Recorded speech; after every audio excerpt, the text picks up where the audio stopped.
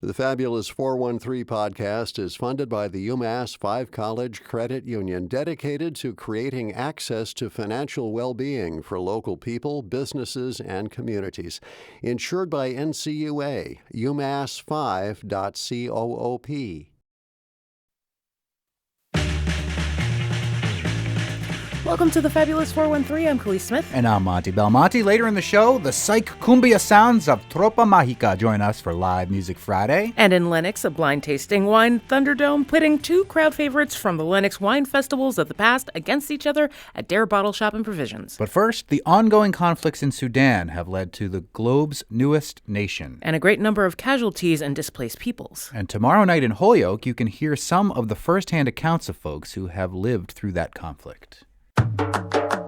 Tamador Gibreel is a Sudanese activist, playwright, and former Holyoke resident who will return to Western Mass to share her play, The Epic of Violence, this Saturday, September 6th at Holyoke Media. The Epic of Violence is a powerful collection of real stories from Sudanese women. Along with her daughters who grew up in Holyoke, the production includes 8 women from Sudan who bring to life actual experiences that women in Sudan are still enduring today under the current military government. Gibreel still maintains connections with local groups like the Performance Project, Holyoke Media, and the Amherst chapter of Amnesty International, who are co-sponsoring this production tomorrow, September 6th. Thank you so much for joining us. This is a powerful and moving story. And one that I think gets lost in the general noise of genocide and atrocities that are happening and have happened recently, too. But talk a little bit about your time in Holyoke and how this play kind of came out of the dance troupe that you formed while you were here. Hi, thank you so much for having me, first of all. And yes, I have a lot of stories. If you have like 2 hours. But yes, I lived in Holyoke since 1997, and I moved out 2018. So 20 years, you do the math, more than 20 years, I was there. And I lived in Holyoke, but I worked in Jewish Family Service. I worked in CHD, and I had the honor to work with the first Sudanese women who came to Springfield. And the reason that I was an accounting person. I used to work in Mass Mutual. But after that, they called me because I just have to interpret for a Sudanese spoken person. And from there, just my heart was melting till I just changed my whole career, and I went for psychology, and now I'm a therapist. So that time when I was there, I did a lot of women group and youth group. Of course, I work with men too, but the core of the family is the woman and the child. So I work with them in different ways. And I was just listening and observing all these stories. And I came up with this play as a result of all the experience that I went through with them. And it's interesting because your background, as you mentioned, you worked with Jewish Family Center, you worked at Mass Mutual, but you were a famous actress in Sudan. Is that true? That's true, and I'm still. Are you able to go back to Sudan and make your claim to fame there, or is it something that you... I mean, not in this particular time. Yeah. There's a war there, but right. It's been a war all the time. But in Khartoum, it was a little bit safer. 3 years ago, I was in Sudan, and I was on TV and stuff like that. But I spent more time in America than what I spent in Sudan, actually. And I just continued to work as a performer, like an entertainer or one woman actress, or I write for myself, and I just go for all the occasions that bring Sudanese together. I have done a lot of that with the Sudanese, but also through the Bride of the Nile, I was advocating for the Sudanese culture too, because when I came to America, I was surprised that time when I came. Everybody was asking me where are you from? Mm-hmm. The accent, the features, and stuff like that. And when I say Sudan, they say, what? Yeah. So Sudan wasn't even known by a lot of American people. Yes. And I just started to publish, things about the culture and, of course, the folk dances and all these things that are the core of the culture. So I started doing this Bride of the Nile. So I went to most of the universities, and sometimes we perform in the library. And after that, the Refugee Day, they spotted us, and they regularly We performed there for the Refugee Days, the International Refugee Days in Washington, D.C. And we have done it like 3-4 years in a row, but I'm carrying my country inside me, and I'm just doing things for it. I mean, most of the country still doesn't realize that Africa is a continent with like 60 plus nations. It's not in the middle one of country. It. Not one country. Sudan itself is a continent because we have everybody. We have all kind of people. And the newest country in the world, really, country in the world. With the creation of South Sudan. And I think people have a hard time following the politics for some reason of what's gone on there. And what has gone on there is a terrible violence. And the name of your production is The Epic of Violence, and it will be at Holyoke Media this Saturday, September 6th. We're speaking with Tamador Gibreel. The production has 8 women that are from Sudan as a part of this, that are bringing this play to life. Are they telling, in the same way that Performance Project that we mentioned that you've been a part of, tells some of the real stories of the real people who are performing? Is that how this is laid out too? Or are these women telling other women's stories? The actresses are actresses. Mm-hmm. I wrote this play. Right. And I just told you that I have done a lot of women group, and I listen to a lot of stories. All of them are true stories.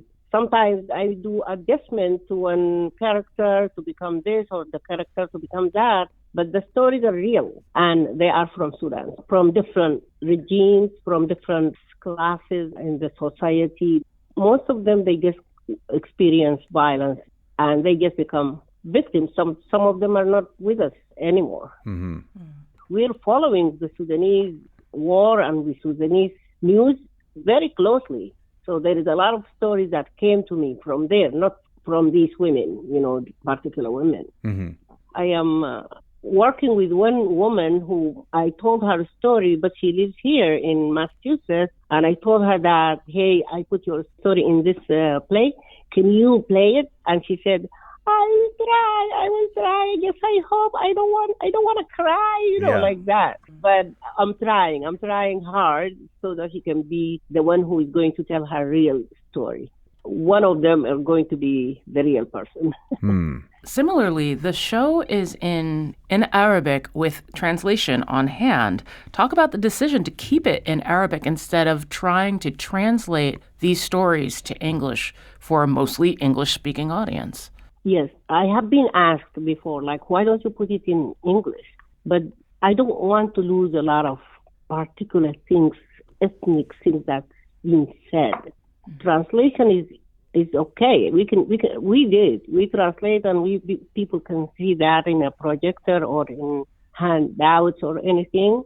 But I think that the ladies are able to say what they want to say or to act what they want to act in a depth that I am seeking by saying the words that were said in Arabic.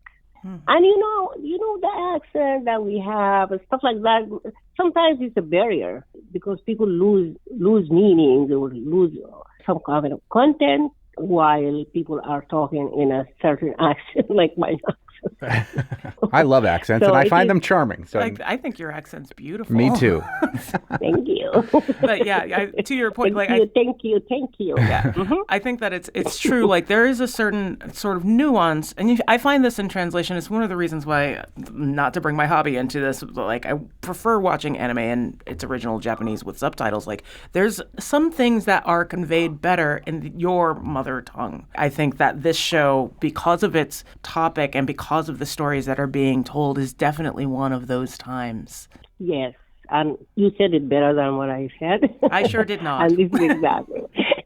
We are speaking with Tamador Gibreel, who is a Sudanese activist, playwright, former Holyoke resident who will return to Western Mass this Saturday, September 6th, to Holyoke Media to present her play, The Epic of Violence, which will include 8 women from Sudan, bringing to life these actual experiences that women in Sudan are still enduring. And this is a very heavy topic. The title of the play is very heavy, The Epic of Violence. But I saw in your bio that you also do stand-up comedy. Is that true? And do you do that? I do. I was in Michigan last weekend. Is your stand-up comedy in English? Everybody was laughing.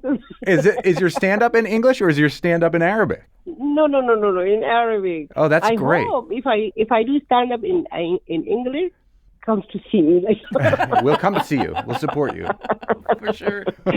You know, I was telling the stories of my children and us and the culture and here in America, when things happen to us, it's funny and people love it. Does any of that comedy come into the plays that you write? Because this is not the only work that you've written.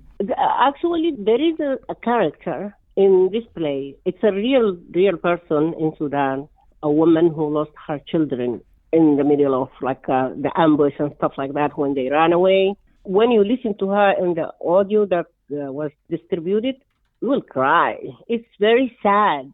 But I took this character because I want to break the sadness and the tragedy that people are going to encounter during the play. I want to break that, and I made this woman become like a little bit, she lost her mind, and she says things and do things that are very funny. So I put comedy inside that because I want to break the sadness.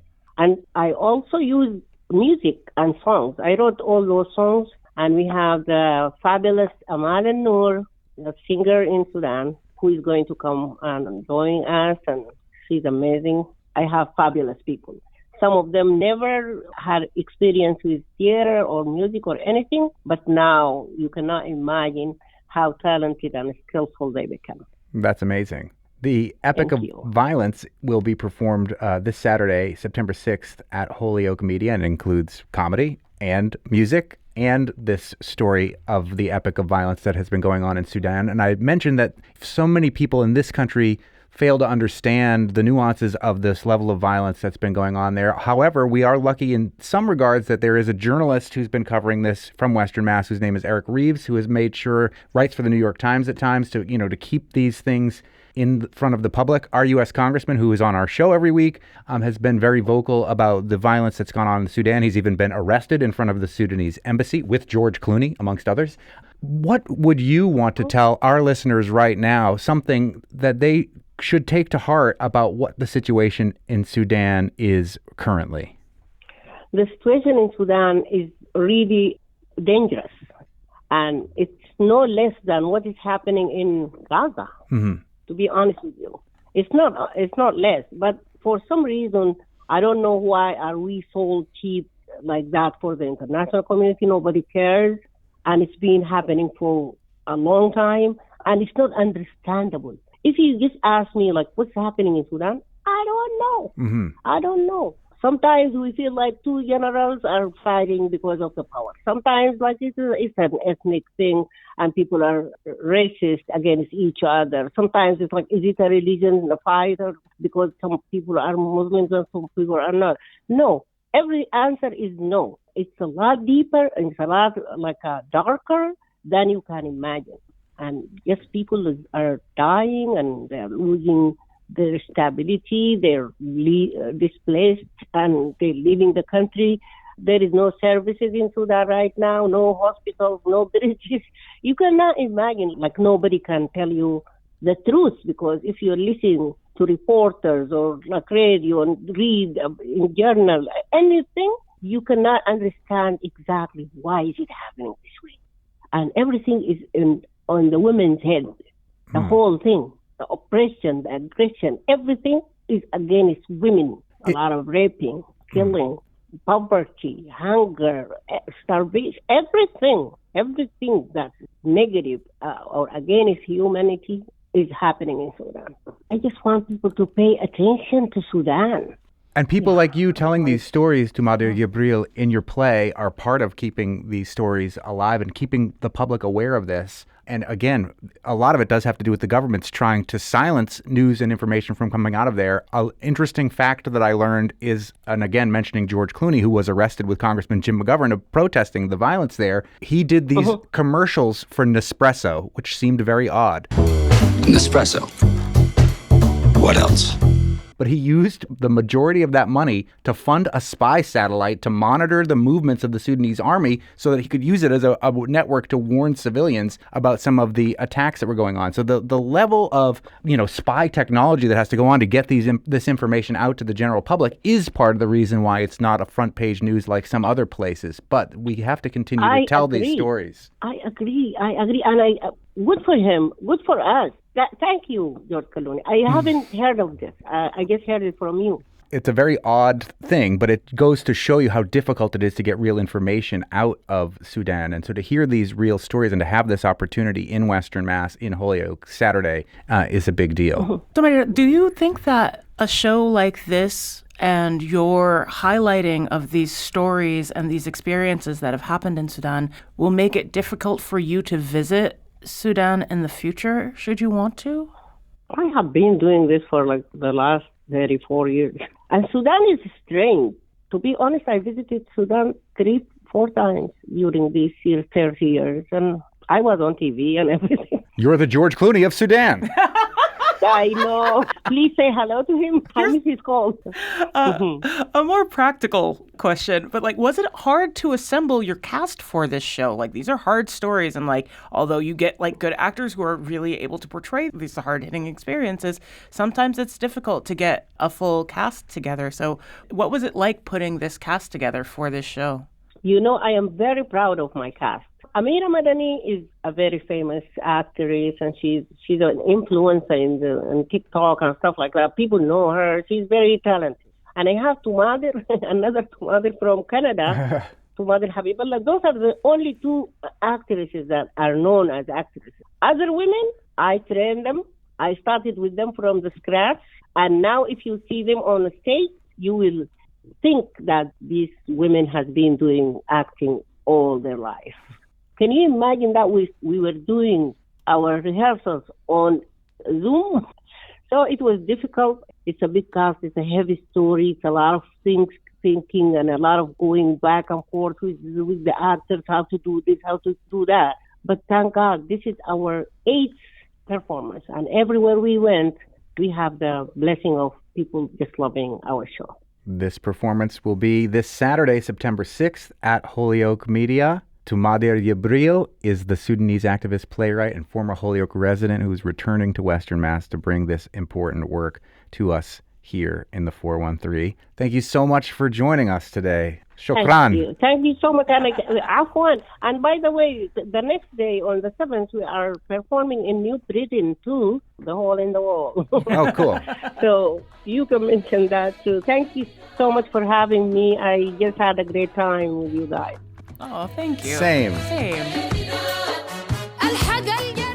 There's no online tickets for this particular performance, but you can get them at the door, and there's a suggested donation. But for more information about An Epic of Violence and how you can see the show, you can find it through Performance Project and Holyoke Media's social media pages, Instagram and Facebook. We'll get our dance on with LA's Tropa Magica coming to Marigold Theater through Secret Planet this evening. After we find out what tickled the taste buds of people at last year's Lenox Wine Festival at Daire Bottle Shop and Provisions. You're listening to the Fabulous 413 on 88.5 NEPM. The Fabulous 413 podcast is funded by Northeast Solar in Hatfield, specializing in solar installations, battery storage, and clean energy solutions tailored to the homes and businesses of Western Massachusetts. Northeast-solar.com. It's always fun to blind taste. It is always fun. It's like trying to hone our skills. Yeah. It's kung fu wine tasting. My lack of skills that seem like skills when I talk about wine with my friends. Last time we were here, Khalees, famous actor Elizabeth Perkins came in right after us, and that was awesome. Who's coming today? Maybe, I don't know, who's been around, who's been in town. You never know who you'll see in Lenox walking. I always think everybody is famous on the street because Lenox just has that vibe. Oh, yeah? I do believe today, so far, you're the most famous person we get in the store. The two of you. Sorry about that. The bar will raise when we leave. Yeah, hopefully somebody better comes in. Maybe one of these people are famous. But we are at Daire Bottle Shop and Provisions in Lenox, home of famous people, with our most famous friends of Lenox, Mary and Ben Daire of Daire Bottle Shop and Provisions, and you are putting on the Lenox Wine Festival on Saturday, September 13th. Yes, we're gearing up for the 3rd annual festival. We're super excited. So September 13th, 1 to 4 p.m., right around the corner from our shop on Main Street, right behind Pizzeria Bohema. Which your sister owns? Yes, my family affair. Exactly, keeping it in the family. So they've got a great party tent set up. There's a restored barn. It's an outdoor festival, but super weather. You know, we can rain or shine. Everybody will be covered and all set, and it's a really fun day.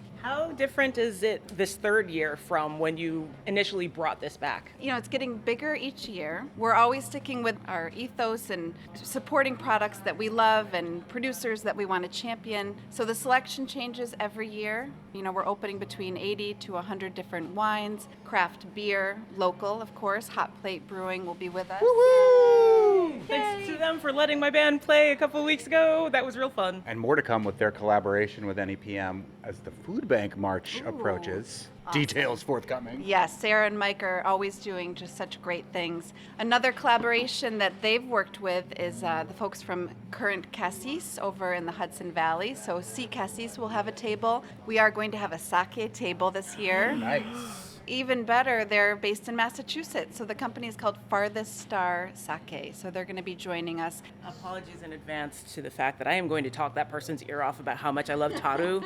Taru sake is a sake that's generally made in the fall. It's supposed to evoke the woods and a lot of like woody characters, but it's like Woody Woodpecker. Haha. And then it comes out usually in time for Hanami, which is kind of ironic. Hanami's in the spring, but that's when you get taru sake. It's my favorite. It's my gateway sake for like folks who don't like sake. It's usually a little bit more palatable. Well, we are tasting 2 wines blind. Ben Daire has put 2 wines in paper bags because we want to guess. We want to smell and think and taste what is in here. And we've got wine number 1 and wine number 2, color-wise, are basically almost a perfect match. Yeah, so, you know, this is... They're both red. Right, they're both red wines. And our theme today, so we're about to, you know, launch our 3rd year of the Lenox Wine Festival. So the 2 wines in your glasses are the best sellers from each of those first festivals. So year 1 in one glass, and then the best seller from year 2. Because essentially also with our festival, for everything that folks are tasting, we offer special event pricing. So each of these 2 were the best sellers in their respective years. Picking up the one that's not on the napkin first. Yeah, which was the one that Ben Daire poured first. Wine number 2. Wine number 2 on the napkin to keep it straight. No cheating by speaking in French. Qu'est-ce que vous voudriez boire? Our secret language. Not so secret language.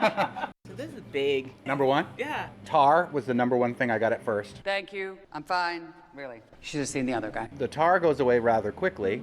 A cherry note comes out afterwards that I really quite like. Yeah, and then it stands. Like, this has got really firm structure. There's also kind of a leathery quality to it, which if I were to guess what place it's from, oftentimes cherry and leather equal Italy or Spain to me.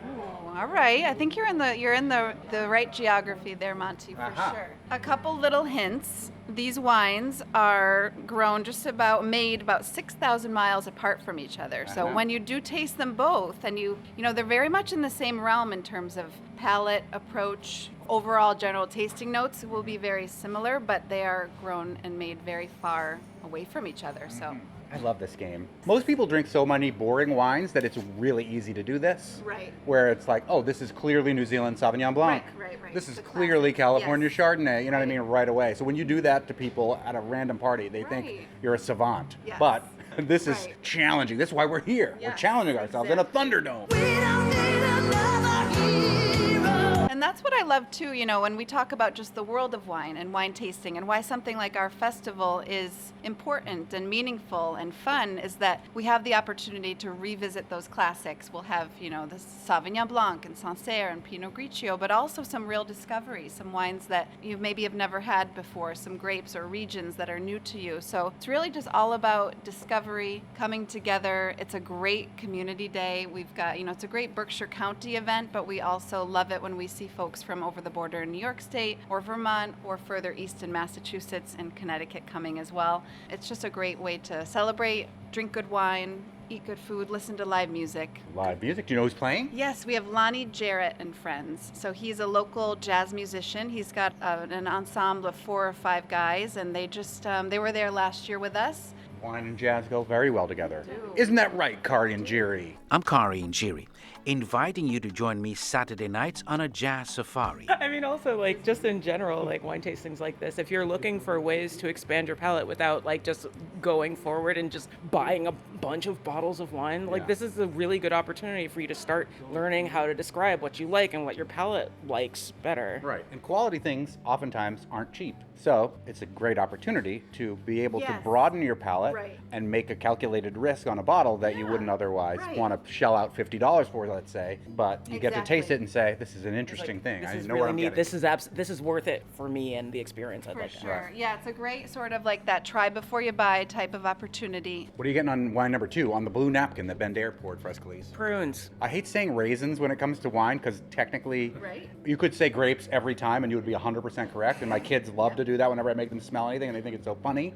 But it's so infrequent that you actually smell grapes. But sometimes you smell raisins. And in French, the word for grape is raisin.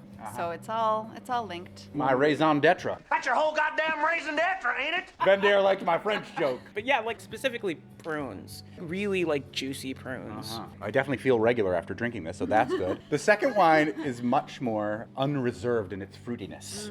I wouldn't call it sweeter, but it's definitely fruitier. It's a little more expressive, a little more like flamboyant in that way of just upfront bright fruit. Yeah. So we're definitely working between different grapes here. The one that you've just tasted, number 2, was the bestseller from last year. The first one you had in your glass, bestseller from the year before. And it's just neat to sort of have like finger on the pulse of what the majority of this crowd was into that day. Very different. Right, similar Like but when different. you play with him back and forth. That dried fruit thing is almost turning into dried cherry on the second one. I still am leaning towards Italy in the first For one. number 1? Yeah. Yeah. Brilliant. Yeah. Nailed it. Can we reveal it? First, just see if you can guess the grape. I mean, it's not Nebbiolo, which is a famous grape of Italy, because that is a lighter colored grape, like a Pinot Noir. You should be able to like read your watch dial through if you still wear a watch, but I cannot read the Lenox Wine Festival flyer through it very easily. The flyer is kind of the similar color to the wine, so that's not going to happen. It's like a 3D thing. It could be like a Negro Amaro or something like that. Usually, those sometimes come across as a little more peppery. And so I'm just going to go with the classic Italian grape. Should I have gone with Negro Amaro? Yes, I'm getting the... Go with Sangiovese. So it is a blend, but it's a mostly Sangiovese blend from Umbria. And these guys behind this bottle not only have become our good friends, but one of them, Eileen, she's from the Berkshires. She's from Pittsfield. We've got from over in Pittsfield? Yeah. Eileen over in Pittsfield? There you go. Yep. That's exactly. It's not just you, Ben. Yeah, we can make fun of everybody's name. It's good. It's great. If you have a child that you want to name and you want to see what people might say to make fun of that child with their name, come talk to me. It's a service I offer for free. And what do you think about the second one? Okay, you said 6,000 once. Now you're geographic. Yeah. I know, and Googling which gives me like 3 real possibilities. I don't think this is Australia. Those tend to be hotter. There's some minerality here that I never get from there. I'm more leaning towards South Africa, but that's not quite far enough, which means probably South America, and that means either Chile or Argentina. I'm going Pacific Northwest. Yes. Am I? Okay, you're Washington? You got it. Is it Pacific Northwest? Yeah, it's Pacific Northwest, not Washington State. So it's Oregon. It's Oregon. But Yeah. if it's Pinot Noir, it seems a little bit more extracted than most Pinot Noir. Is it a blend of Pinot Noir and other things, or is it 100% Pinot Noir? 100% Pinot. 100% Pinot I Noir. kind of did good this time. You did great. I'm proud of me. You did great. And again, these wines are in paper bags. We have not seen them at all, and I'm just going by So this is number 2. We'll start with number. There's the paper bag. Yeah. That's just a sound effect I added in there. What? Willamette Valley. All right, let's look at number 1 right, first. number Look at. 1. I love this bottle. I It know, looks like. right? Is that bigger than 750 Yeah, that's a milliliters? liter. Yes. Liter. Oh yeah, nice. This is like the shop party bottle. So this is called Freghino, and it's by a winery, Agri Segretum. So Eileen and Lorenzo De Monaco, they are in the heart of Umbria, in a town called Colazzone, and they produce a beautiful range of wines, mostly reds. They've got some really popular sparkling wines that we will receive, and then they'll be gone super quick. It's called Cennino. I can't wait to try those. Yes, Cennino Rosato, Cennino Bianco. You're going to have to wait until next year to get them from Daire Bottle Shop. They're sold out at the moment. There's huge demand. people love what they do. And you guys can see why in your glass for good reason. They're delicious, they're approachable, they are accessible, price point wise, and you just get a true taste of the heart of Italy. And it's Sangiovese, Yep. and what were the other ones? So Sangiovese for the majority of the blend, and then 2 other grapes that are native to Umbria, so Colorino and Malvasia Nera. I love this one. This is Yes. delicious. Fragino is great, and this is one of those wines where, it's just almost everybody is going to appreciate this style red wine. It's easy, it's light enough, but also has enough complexity to offer and to satisfy. And such good tannins. It wants Yeah, food. right? It's going to be great with food. Exactly. Yeah. And then Perfect. the second one again from the Pacific Northwest. So from the second, Oregon. yes, is from Aola Amity Hills. It's a small appellation within the Willamette Valley. It's Amityville, not Amity Hill. Yeah, no, that's where the horrors are. You will never forget, and you will believe in the Amityville horror. So it's part of the Willamette Valley. Willamette Valley is, home to best Pinots in America. So this is another example. The wine is called Les Brebis, which means in French the sheep or the ewes, and EWE, and this is where you'll have the sheep sound probably. Sure. Plugged in. Yep.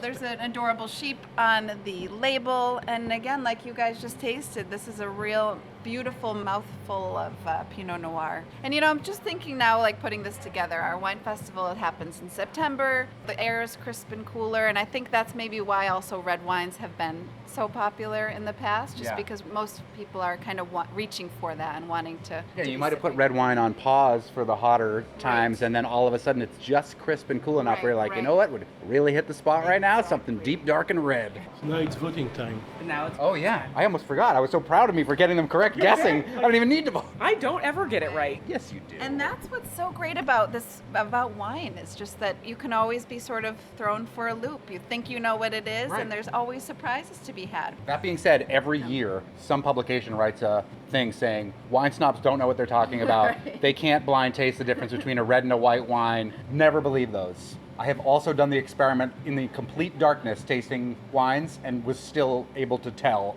definitely with the difference between a red and a white wine. That big swing, I feel, misses the mark. Right. Also, when an inevitable article comes out next month about what wine to pair with Halloween candy, just don't. Well, that's enough snobbery. Let's vote. We've got the Fragino from Umbria in Italy, which is mostly Sangiovese, and the how do we say that in proper French, Ben Daire? Les Brebis.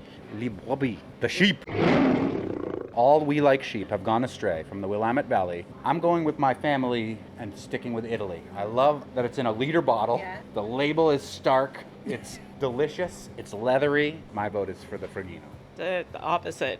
Like, All right. that was such a fun surprise, and it's got one of my favorite animals on the label. Sheep. I love sheep. They're adorable. Sure are. Mary Daire, what's your vote? I'm going to also agree with you, Monty, for number 1, Fragino. And Ben Daire. I'm going to go with Les Brebis. So it's a tie. Elizabeth Perkins, where are you? We need a tiebreaker. You have a new Liz. Oh yeah, new Liz. There are the two options, Liz. We did a blind tasting to see if we could guess what it was, but you just have to tell us what you like the best. What do you think of wine 1? I think it's delicious. I like it's kind of like a smoky quality. Nice. And it's very dry, which I really appreciate. And I think the way it smells is really appealing. Don't want to put the microphone right in her mouth while she's drinking. I got to give her an opportunity to taste it before we get her assessment. Wine 2. This is, what do you call it? It's a longer finish. Oh, yeah. And I feel like the finish has a more of an alcohol-forward flavor profile. Hot, as they say in the wine world. It's a little hotter. The initial taste has more complexity to it, but I think I like wine number 1 better. Woo! Una mattina me sono alzato, bella ciao, bella ciao, bella ciao, ciao, ciao. There was no right answer. There's no right or wrong answer. I appreciate the smokiness, I think. What is that? Right. It's a mostly Sangiovese. Yeah, mostly from Italy. Sangiovese, Yeah. and just a different, we've got a classic representation of like old world versus, we refer to it as The old first world one was the Fragino. Yeah. All right, exactly. interesting. Because I had it the other night. Tastes very different. Yeah. So I mean, what do they have for lunch? Like, you know. Exactly. There could be any number of mitigating factors. Well, Thank you for letting me participate. thanks for breaking the tie, Liz. Welcome to the Daire family. And Mary and Ben Daire, a reminder that your Lenox Wine Festival, once again, Saturday, September 13th, right around the corner from Daire Bottle Shop in downtown Lenox, right behind your sister La Bohema's restaurant. Yeah, Pizzeria Bohema. Yep, we've got tickets for sale on our website or here in the shop. Yeah, come and hang out. It's a really fun day. Great wine, local beverages, beer. We will have non-alcoholic beverages as well. Amazing food options. East Dennis Oyster Farm will be there shucking up oysters. Oh man, it's getting tougher and tougher to say no to. Pizzeria Bohema puts out hot slices of their Neapolitan-style pizza, and we'll have live music. Silent auction items to benefit. Proceeds go 100% to the Lenox Library Association. We love teaming up with our amazing local library. It's a great day overall. Thanks, guys. Our pleasure. And now we groove with the multi-genred cumbia band headed to Easthampton this evening, Tropa Magica. You're listening to the Fabulous 413 on 88.5 NEPM.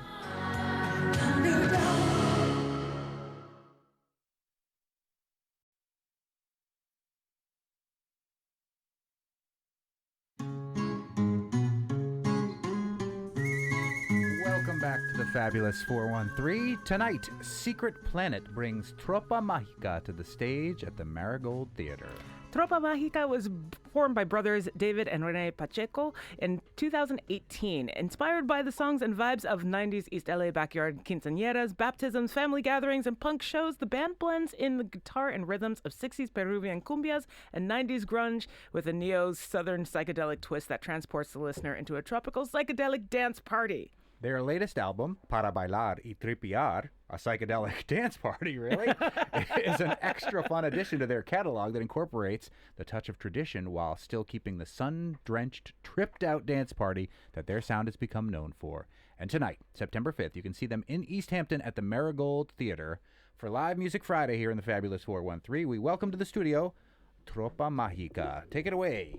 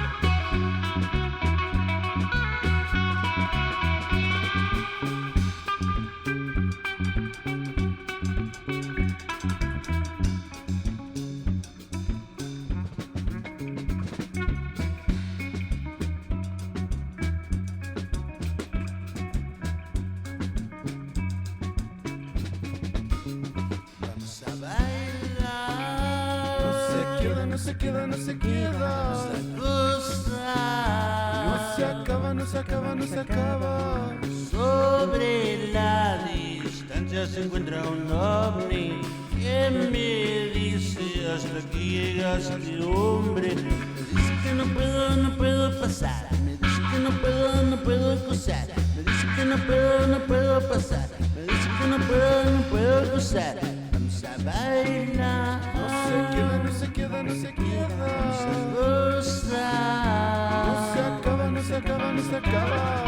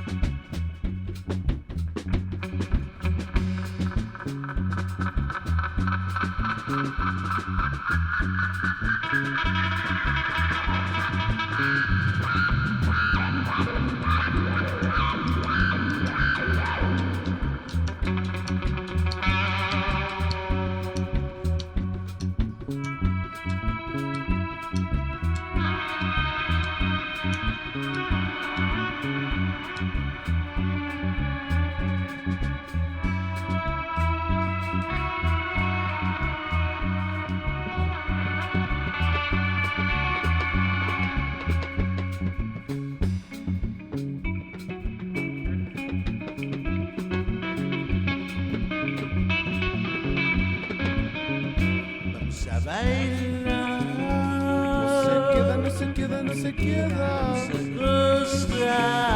No se acaba, no se acaba, no se acaba. Vamos a bailar.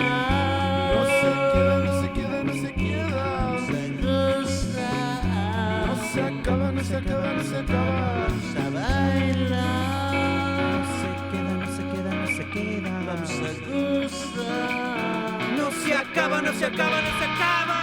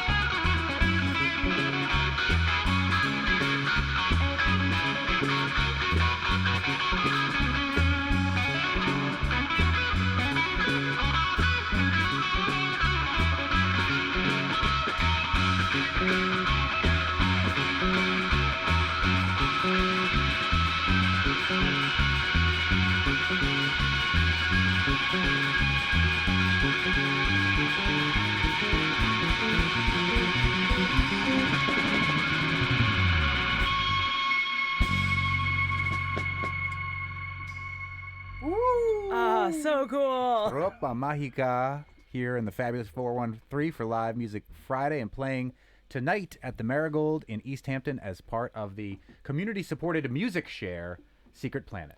Playing with your family is always an interesting dynamic. What's it been for the two of you brothers putting this band together? David and Renee Pacheco on guitar and drums, respectively. It's been what's the way to put it? Started off just like brotherly, you know? And now you're Oasis? And it went brotherly. And, you know, it started off with a lot of love, passion. I mean, it's still there. But there was definitely a lot of turbulence along the way. And now that we're, like, I think older, sober. Now that we have white hairs. There's clarity. There's a lot more, like, patience, understanding, emotional intelligence.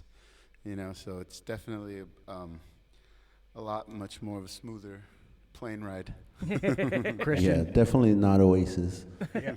Christian, the bass player, how do you Christian, navigate? the bass player. How do you navigate through all this?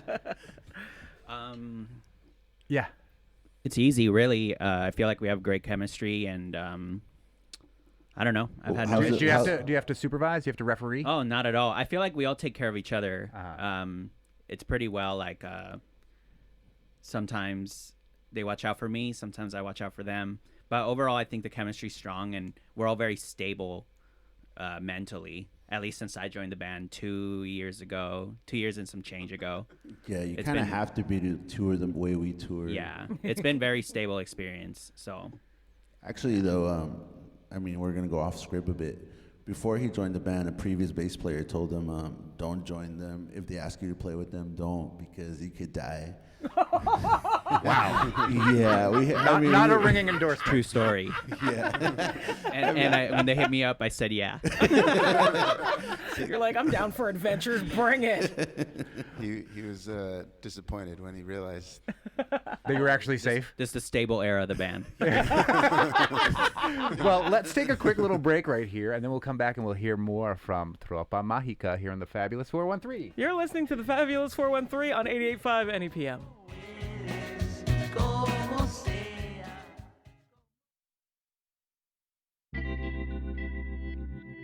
Welcome back to the Fabulous 413. It's Live Music Friday, and we are here with Tropa Magica, who are playing the Marigold Theater in Easthampton tonight as part of Secret Planet. We've talked about in the intro how your music is sort of a hybrid of cumbia and traditional sounds, as well as like 90s grunge. And you have an incredible cover of Nirvana's Come As You Are and things like that that you might not think would work. And then you've got like a cover of People Are Strange on the latest album, too, and others in between. Like, how do you choose your covers? And how did you know that those would work as cumbia tunes?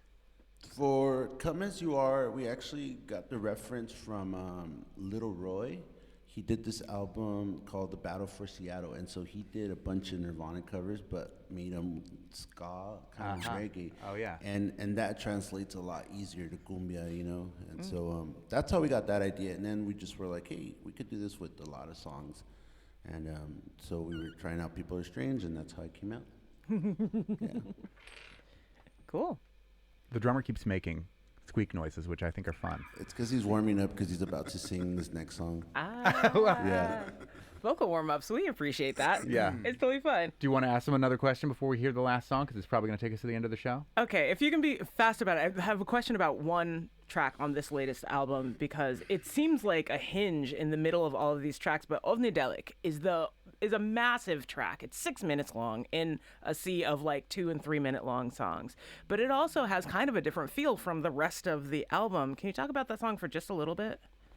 Yeah, Ovnidelic originally started off as Omni Cumbia, which is we just released as a single, but for live we ended up expanding on it and just making it really trippy. And originally it was going to be the opening track on the album, but it felt like it was too crazy for the opening.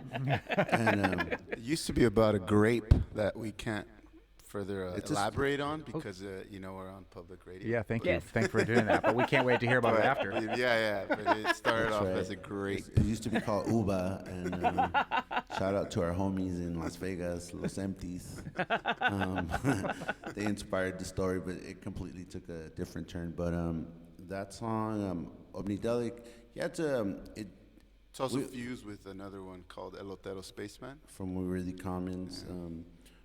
But yeah, that song is, like you said, it's just like, it's so different from the whole album that we tried using it as an opener for our sets, and it's just too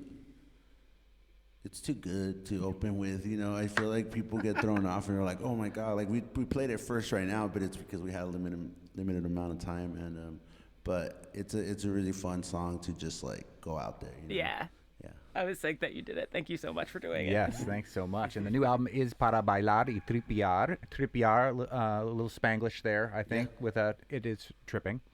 To trip, I guess, the infinitive would be official. And they, Tropa Magica, playing at the Marigold Theater in Easthampton tonight as part of Secret Planet, which is a member-supported agency that brings music from all over the globe to Western Massachusetts. And let's hear another one on Live Music Friday from Tropa Magica here on the Fabulous 413. All right, this one's called Limerencia, and René Pacheco on the drums is going to sing. And shout out to La Familia Pacheco, shout out Paloma. Hi. Shout out Linda, going to do the halftime show today. Hey, in Brazil. All right, here we go. Any shout outs, Christian? Shout out to my mom and dad, Vasquez family, Riverside, California. Hey. And Kevin Martin family. Love you guys. All right.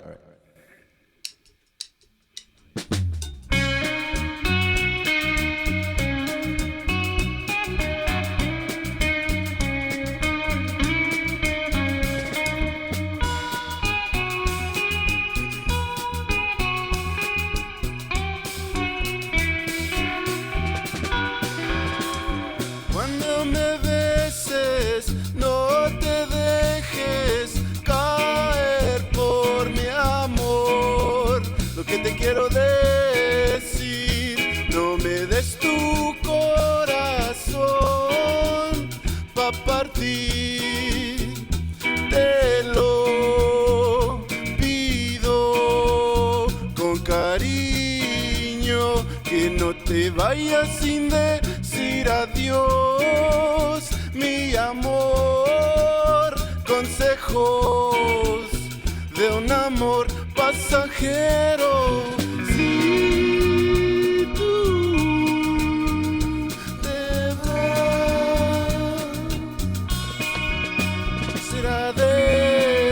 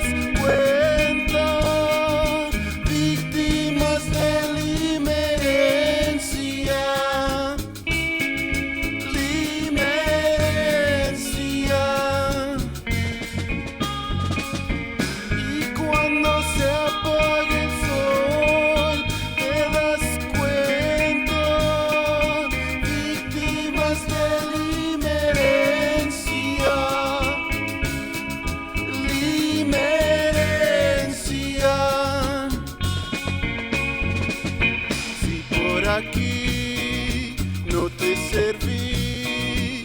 Vete a buscarte un mundo nuevo para viajar, aunque no sepas dónde están las rutas, dirigiéndote al corazón con amor, sin ardor.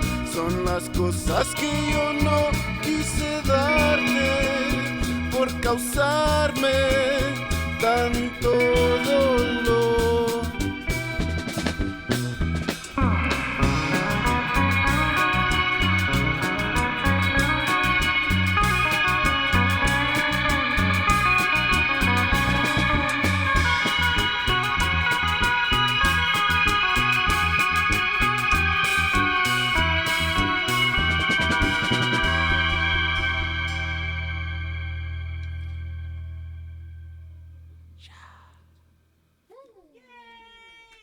Yeah. Thank you so much. Thank you for having me. Thank you guys.